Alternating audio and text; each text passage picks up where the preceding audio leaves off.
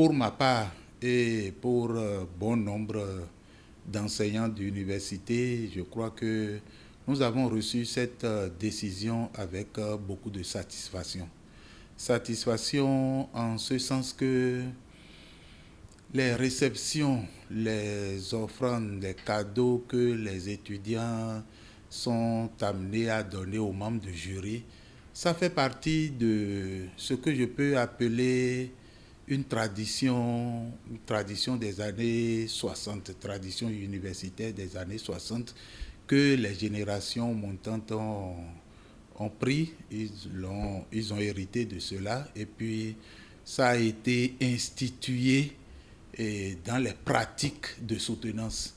Si je remonte un peu à ma propre histoire dans l'université, j'ai commencé ma carrière en 1979. Et à cette époque, le Bénin, ou la République populaire du Bénin, étant sorti du CAMES, le Conseil africain et malgache pour l'enseignement supérieur, eh bien, nous ne respections pas les grades du CAMES. Nous étions donc ou professeurs, tout simplement, ou professeurs assistants. J'étais professeur assistant comme la plupart de mes collègues. Et malgré leur ancienneté par rapport à moi, tous ceux qui étaient là avant moi, eh bien, la première fois que j'ai siégé dans un jury, c'était pour présider un jury pour juger un mémoire d'histoire. C'était sur l'histoire de la ville de Cotonou. Je ne crois pas qu'à la fin, lorsque nous avons fini de délibérer, qu'on ait eu droit à quelques cadeaux que ce soit. C'est plus tard qu'au cours de ma carrière, j'ai découvert que les étudiants ou leurs parents venaient avec des sandwichs, parfois même avec des boissons, et on en offrait aux enseignants. Et plus tard encore, on m'a dit que certains recevaient des enveloppes. Je pense que s'il y a eu des abus chemin faisant, le fait que l'autorité rectorale prenne une note de service pour indiquer la manière dont lui ou elle perçoit ces choses-là, je crois que ce serait pour améliorer l'état des choses. En tout cas, l'université est faite d'abord pour la recherche, pour la publication, pour l'avancement de la science. Oui, la fête, c'est possible, mais je pense qu'il y a certainement eu des excès et le recteur a pris ses responsabilités en demandant qu'on mette fin à ça. Ces derniers temps, depuis environ une bonne dizaine d'années, la chose a pris une nouvelle ampleur et on constate que certains enseignants, ma foi, vont jusqu'à exiger de l'étudiant la nature du cadeau qu'ils attendent recevoir de ce dernier après la soutenance. C'est devenu pratiquement une exigence et il faut dire que ça freine l'élan de certains étudiants qui sont de familles pauvres, de familles très modestes. Et quand on sait que l'étudiant qui n'est pas boursier surtout éprouve des difficultés dans la mobilisation des ressources, de la documentation pour sa soutenance, et puis il dépense beaucoup dans les travaux de recherche.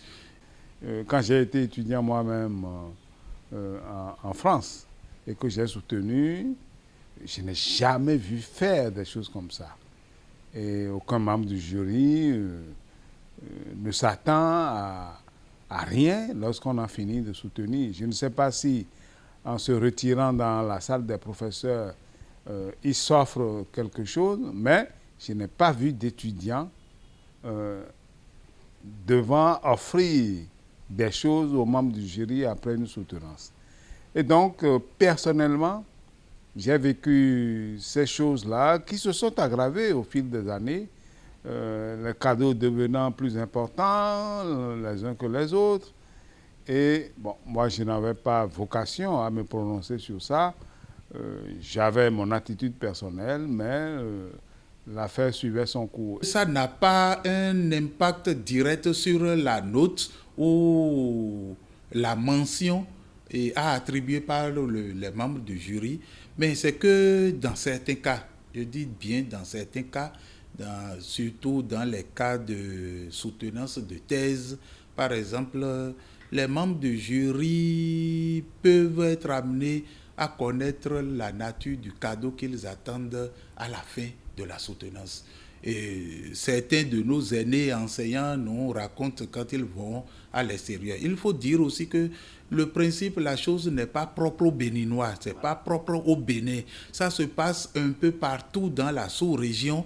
Et puis ceux qui vont à l'extérieur, en tout cas dans la sous-région, dans les universités de la sous-région, pour prendre part à des soutenances, et on entend parfois des indiscrétions, bien sûr, dire que dans votre chambre d'hôtel, par exemple, le candidat à la soutenance de thèse passe avant la soutenance avec des choses qu'il donne aux membres du jury, et avant le jour même de la soutenance. Donc, si la chose est faite de cette façon, vous comprenez avec moi que ça peut influencer la décision du jury. Les mots ont été bien choisis par monsieur le recteur pour exprimer ce qu'on est en train de réprimer. Surtout qu'il y a une commission d'éthique universitaire qui se bat pour que les valeurs scientifiques reprennent leur droit de citer à l'université.